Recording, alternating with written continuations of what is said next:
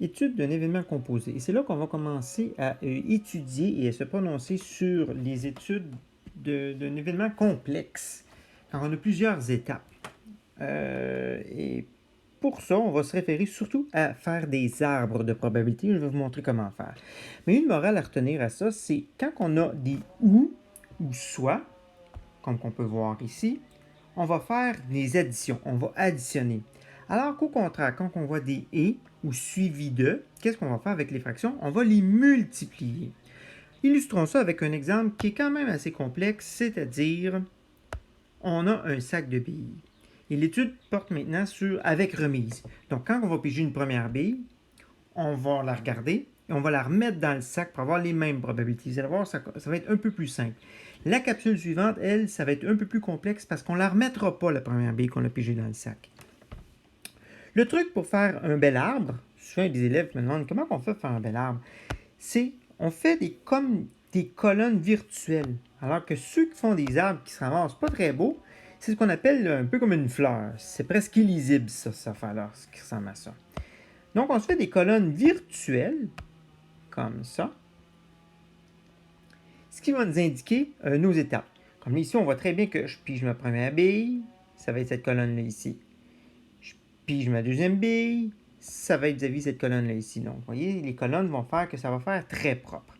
Alors, commençons. Ce qui est bien important, c'est que quand on commence, on pige une première bille. Ce qu'il faut indiquer, c'est les choix des couleurs.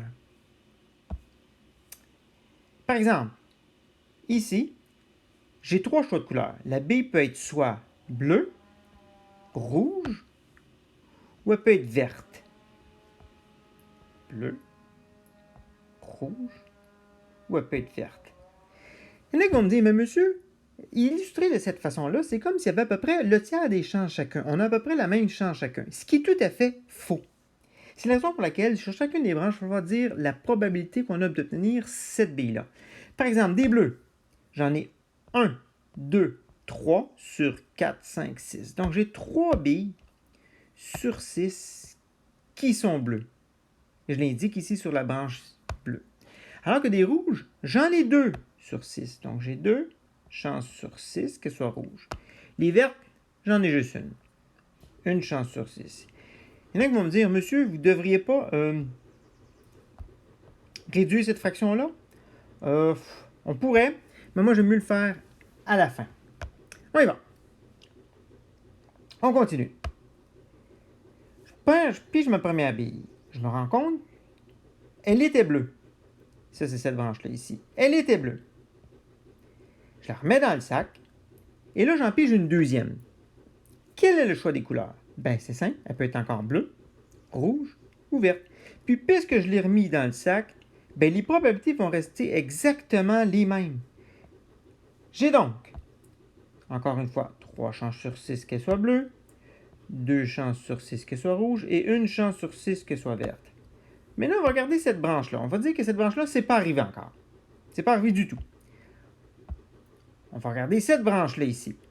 Rouge.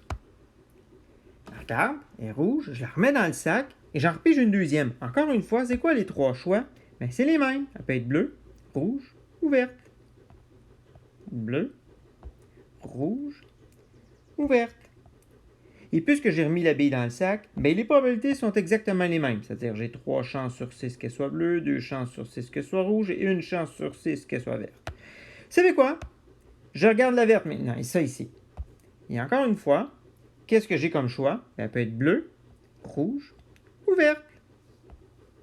Bleu, rouge ou verte. Et puisque c'est un exemple qui est très facile, encore une fois, j'ai les mêmes probabilités, c'est-à-dire j'ai 3 chances sur 6 qu'elle soit bleue, 2 chances sur 6 qu'elle soit rouge et 1 chance sur 6 qu'elle soit verte. Maintenant, regardons qu'est-ce qui arrive. Les résultats possibles. Notés entre parenthèses, comme ça.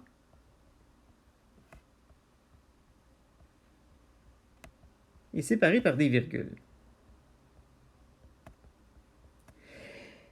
La première branche, c'est-à-dire celle-là, j'ai pigé une bleue, suivie d'une bleue. Alors que celle-là ici, j'ai pigé une bleue, suivie d'une rouge. La dernière branche ici, j'ai pigé une bleue, suivie d'une verte. Si je regarde cette branche-là, j'ai pigé une rouge suivie d'une bleue. Une rouge suivie d'une bleue. L'autre branche, c'est une rouge suivie d'une rouge. Et la dernière branche, une rouge suivie d'une verte. Cette branche-là ici, j'ai d'abord pigé une verte. Et après ça, j'ai pigé une bleue. Ici, c'est une verte suivie d'une rouge. Et la dernière en bas, c'est une verte suivie d'une verte. Et après ça, on va calculer les probabilités. Et c'est là que la morale de l'histoire va être en prise de compte. J'ai bien dit, quand c'est et ou suivi de, on multiplie les fractions. On va regarder ça ici. Une bleue suivie d'une bleue. Qu'est-ce que je vais faire? Les fractions, je vais les multiplier. Ce qui veut me dire, en haut, on sait comment multiplier dans les fractions. On multiplie d'abord les numérateurs ensemble. 3 fois 3, 9. Et les dénominateurs ensuite, 6 fois 6, 36. Donc, voyez-vous pourquoi je n'ai pas réduit tout de suite mes fractions? Parce que je sais que c'est toujours sur 6 sur 6. Donc, peu importe, ça va toujours me donner des sur 36. Et tout ce qui va me rester à faire comme travail, c'est de multiplier mes numérateurs ensemble. Sur 36, partout. Parce que c'était toujours sur 6. Et maintenant, multiplions mes numérateurs.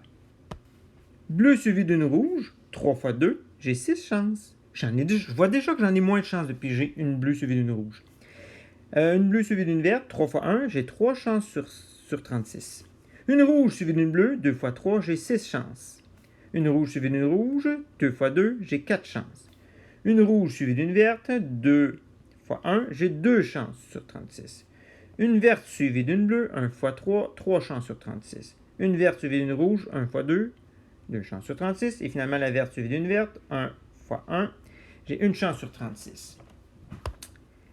Il y en a qui vont me dire, mais monsieur, elle est où la logique de le ou ici que vous avez dit? Regardez bien ça. Si je regarde ça, quelle est la probabilité d'obtenir 2 billes de la même couleur? Même couleur. On va calculer ça. Donc, bleu, elle, je la retiens. C'est 2 billes de la même couleur. Bleu-rouge, ça ne m'intéresse pas. Bleu-vert, ça ne m'intéresse pas. Rouge-bleu, ça ne m'intéresse pas. Rouge-rouge, ça m'intéresse. Rouge-vert ne m'intéresse pas. Vert-bleu ne m'intéresse pas. Vert-rouge ne m'intéresse pas. Vert-vert, ça m'intéresse parce que c'est 2 billes de la même couleur. Donc, j'ai le choix que ce soit bleu-bleu ou, voyez-vous, ou rouge-rouge ou, voyez-vous, ou. Qu'est-ce que je vais faire avec ces 3 probabilités-là? Eh bien, c'est là que je vais les additionner. Donc, bleu-bleu, j'ai 9 chances sur 36. Rouge-rouge, j'ai 4 chances sur 36. Et vert-vert, j'ai une chance sur 36. Ce qui veut dire, puisque j'ai tous des dénominateurs identiques, ça va donner sur 36. Et tout ce qui me reste à faire, c'est additionner les numérateurs. Ce qui est très simple. 9 plus 4, 13. Plus 1, j'ai 14 chances sur 36 que je réduis à la toute fin. Les deux sont divisibles par 2, ce qui donne 7 sur 18. Voilà.